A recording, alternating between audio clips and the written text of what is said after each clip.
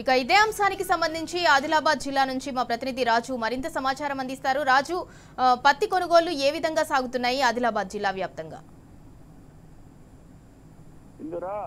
ఆదిలాబాద్ జిల్లా వ్యాప్తంగా కూడా ఈ పత్తి పంటను అమ్ముకోవడానికి పత్తి రైతులు నరక యాతన అనుభవిస్తున్నారు. కొత్తగా సిసిఐ కేంద్ర ప్రభుత్వం ఆధీనంలో ఉన్న సిసిఐ ప్రవేశపెట్టిన కపాస్ యాప్ పత్తి రైతుల పాలిట శాపంగా పరిణమించింది. పత్తిని అమ్ముకోవాలంటే గతంలో సిసిఐ నేరుగా పత్తి రైతుల నుంచి కొనుగోలు చేసేది. అయితే ప్రస్తుతము కిసాన్ యాప్ ను ప్రవేశపెట్టడం ద్వారా ఆన్లైన్ లో స్లాట్ బుకింగ్ చేసే తప్పితే పత్తి రైతులు సిసిఐకి పంటను అమ్ముకోలేని పరిస్థితి. గత 15 రోజుల్లో కూడా పత్తి కొనుగోలు కొత్తగా ప్రవేశపెట్టిన ఈ ఆన్లైన్ స్లాట్ బుకింగ్ వ్యవస్థ ద్వారా రైతులు నానా తంటాలు పడాల్సిన పరిస్థితి ఏర్పడుతుంది పత్తిని అమ్ముకోవడానికి. ఈ కిసాన్ యాప్ లో కిసాన్ కపాస్ యాప్ లో 24 నిబంధనలు పెట్టడం జరిగింది. పత్తి రైతులు అమ్ముకునేందుకు స్లాట్లు ఆన్లైన్ లో బుకింగ్ చేయాల్సి వస్తుంది. ఖచ్చితంగా ప్రతి రైతు దగ్గర కూడా స్మార్ట్ ఫోన్, ఆండ్రాయిడ్ ఫోన్ ఉండాల్సిందే. చాలా మంది రైతుల దగ్గర ఈ స్మార్ట్ ఫోన్ కానీ ఆండ్రాయిడ్ ఫోన్ కానీ ఉండే పరిస్థితికి ఆదిలాబాద్ జిల్లాలో చాలా చోట్ల లేదు.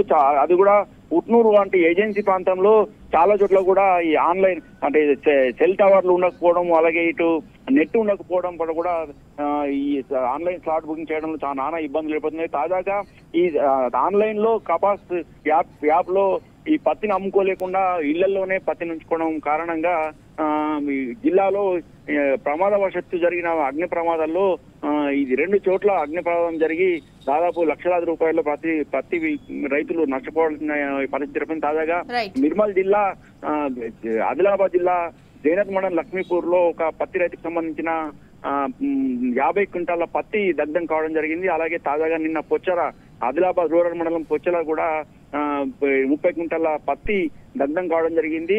ఈ 2 సంఘటన జరిగిన రైతులను జోగురామన్న బీఆర్ఎస్ పార్టీ జిల్లా అధ్యక్షుడు మాజీ మంత్రి జోగురామన్న పరామర్శించడం జరిగింది. కేవలం కేంద్ర రాష్ట్ర ప్రభుత్వాల వైఫల్యము, అలాగే స్థానిక అధికారులు ఈ కపాస్ యాప్ పై అవగాహన కల్పించకపోవడము, అలాగే బీజేపీ చెందిన ఎంపీ ఎమ్మెల్యేలు కూడా ఈ విషయంలో కేంద్ర ప్రభుత్వ దృష్టికి తీసుకొచ్చి రైతుల సమస్యను పరిష్కరించడంలో పూర్తిగా విఫలమయ్యారని, ఇప్పటికైనా కేంద్ర రాష్ట్ర ప్రభుత్వాలు ఈ కపాస్ యాప్ సంబంధించిన ఈ యాప్ ను పూర్తిగా తొలగించాలని, తేమ శాతంతో పనిచేయలేదు, తేమ శాతంతో సంబంధం లేకుండా పత్తి పంటను కొనుగోలు చేయాలని ప్రధానంగా జోగురామన్న డిమాండ్ చేయడం జరిగింది. అలాగే ఈ నష్టపోయిన పత్తి రైతులకు ఆ నష్టపరిహారం చెల్లించాలని డిమాండ్ చేయడం జరిగింది.